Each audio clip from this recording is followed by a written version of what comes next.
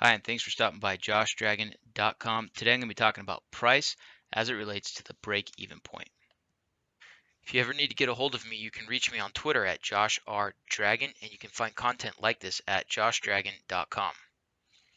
To recap the last two posts that I made, in the first of the last two, I talked about performing a break-even analysis to determine the number of units we have to sell in order to stop operating at a loss and to start making a profit.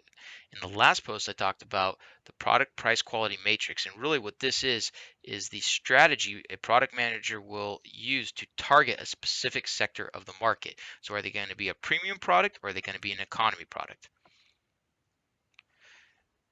Now, here we have the classic supply and demand curve, and the important point to understand here is that as we adjust price, it's going to have a direct impact on the number of units we can sell. So if we're BMW and we're selling at a high price, a premium product, we can't expect to sell as many vehicles as Ford while we maintain our high price point.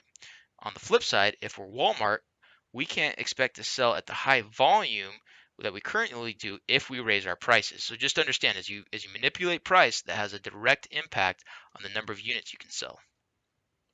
Now, let's say we perform our break-even analysis and we figure out that we're operating at a loss. We're not making any money. In fact, we're spending money to keep the doors open. Now, there's three levers we can manipulate in order to turn this situation around. We can increase the number of units we're selling, we can increase our product's price, or we can lower our cost. Doing any of these three or a combination of the three will help us cross over that break-even point. Now, if we choose to try and increase the number of units we're selling, what we're really saying is that we think that the market size is bigger than what we're servicing. So what that means is we're not doing a good job at marketing or communicating our product. The market doesn't know we exist. Now, if the market does know we exist, we can't just double the number of units we're producing. So let's say that the market's well educated on our offering. We're making 100 units and we just doubled it, the number of units produced to 200. Because we're already operating at max demand, those units are just going to sit on the shelf. But if we think that the market's going to consume another 100 units, what we're really saying is we have to do a better job at marketing. Now, the other part to this is if we're going to try to increase the number of units we're selling, we might be trying to grab our competition's market share, which again is a sales effort because we have to communicate our value and our factor of differentiation why we're better than the competition. In both cases, a marketing effort.